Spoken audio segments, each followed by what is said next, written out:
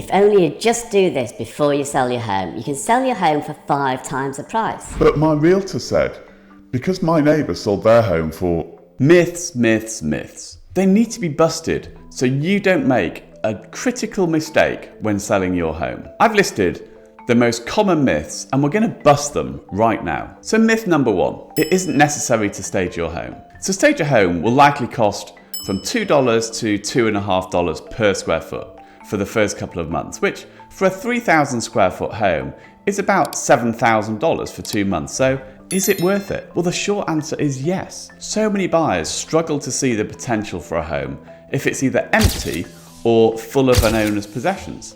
By carefully staging a home, which includes everything from painting the front door to strategically arranging furniture, you can just make a big difference to the first impression of a home. As well as highlighting the home's potential, it can also be used to minimise distractions or give a sense of how a difficult space can be used. I guarantee that if you view a home that is staged versus a home that has all the owner's belongings in it, the one that's staged will look better every time. And it will also look a lot bigger. Given the single most important way people actually see a home is online, by staging a home well, it will naturally photograph better and so will likely attract more attention online.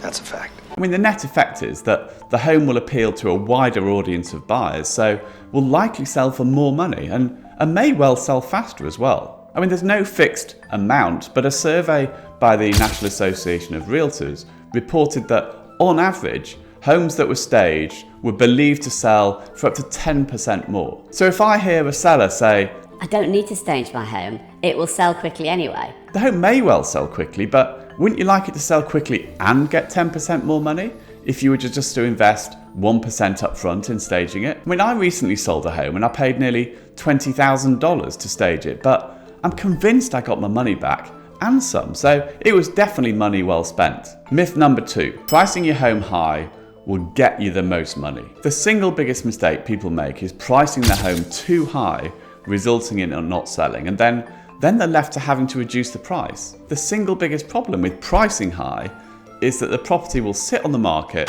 and then as time goes by, the perceived value of the home actually falls. So let's think about it.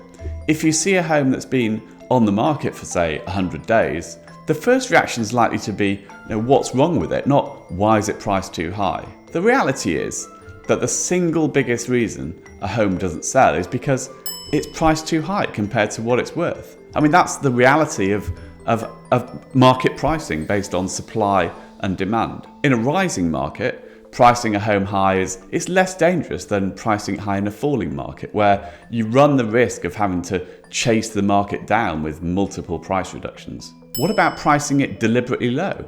Well, in a market like the current market, where there is strong competition among buyers, and particularly in the sub $1 million segment, for a property that will likely capture a lot of attention, pricing a property slightly below fair market value, it will often result in multiple offers driving up the price. However, particularly in a market like this one, you should only really use that tactic when you're working with a realtor who's got a proven track record, and particularly a track record in your neighbourhood, because if you get this wrong, you'll almost certainly leave money on the table. So myth number 3, selling your home without a realtor or with a discount agent will save you money. If you are selling a $1 million home, you can expect to pay $50,000 in agent fees, which is about 5%.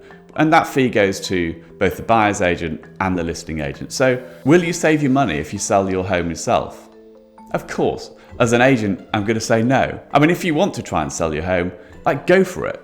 I'll predict that within 6 weeks, you'll probably change your mind. While some agents find it hard to justify the fees, the good agents are worth their weight in gold, or rather, they can easily make you your fees back. A good agent knows how to price the property. I would say that 9 out of 10 sellers think their home is worth more than it is. Without the expertise or the objective opinion of an agent to price it correctly, properties that are for sale by owner will often sit on the market because they're just priced too high. The next thing is, an agent can get your property in front of more buyers. There's no question. The sales of homes, they're controlled by the MLS, which only agents have access to. By publishing a property on the MLS, a home for sale can be published across tens of websites with a single click, giving it exposure to thousands of potential buyers. The next thing is an agent knows how to negotiate the best terms. An owner is often too emotionally invested in the home to negotiate objectively. Knowing how to write a contract and use the tools of the trade to negotiate the best deal is something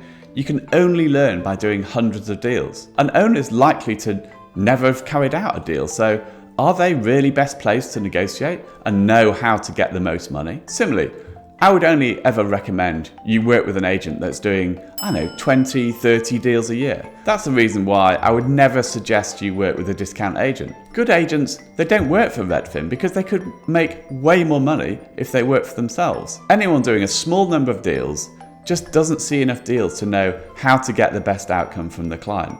That's the same reason why I would never suggest you use a friend who does 1 or 2 deals a year, or your aunt who hasn't done a deal for 2 years. Myth number 4, you should fully renovate your home before selling it to get the best price. I will often meet with a seller and they'll want to perform, extensive renovations before selling their home. However, for a lot of people and a lot of homes, it often just isn't worth it. The worst case scenario is when somebody remodels a kitchen, for example, but chooses cabinetry that actually puts buyers off rather than attracts them. And it does happen. If I were to list the 5 things that add value to a home, they would be as follows. First thing, painting and carpets and floors. It's rare that replacing the floors and carpets will not help increase the value. Just make sure if you're choosing wood, choose a colour that's in vogue that will appeal to the maximum number of people. Second thing is the kitchen. Depending on the house and condition, you can often get away with painting cabinetry and just replacing the hardware and replacing the countertops. Doing a full remodel may pay its way, but you have to be careful to choose something that will appeal to everyone at a price that you can get a return on. The third thing is improving curb appeal. The appeal of almost every home can be improved by freshening up the landscaping, particularly at the front of the house, but also making sure that the backyard has a distinct purpose, and you don't need to completely redo the backyard by building a patio and a new deck. Just refinish an existing deck and a new staging to imply how the space should be used. And don't forget the front door. A distinct front door colour can make a property really pop online. And it also enables buyers to refer to it when they're thinking about the homes that they've seen, if they're looking at, say, 5 homes in a day. Often I hear people saying, I really like the one with the yellow door. So the fourth thing to improve, the primary bathroom. Along with the kitchen, this is the most important room in the house. For, $15,000 upwards, you can remodel a bathroom, which can make a huge difference. You don't have to buy a $5,000 freestanding tub or tiles from Italy. A remodel with just simple tiles and clean lines will likely be money well spent. However, just like the kitchen, painting the vanity and putting in new hardware will cost a few $100s, and it can make a huge difference to a bathroom. So I get calls all the time from people moving homes, specifically around the Healdsburg, Windsor and Sonoma areas. So reach out to me if you are looking at buying in or around Healdsburg or Sonoma, or would just simply like to know more. My number's in the description below. If you enjoyed this video, I'm sure you'll love the next one on screen right. Now thanks for watching. Until the next video, go well.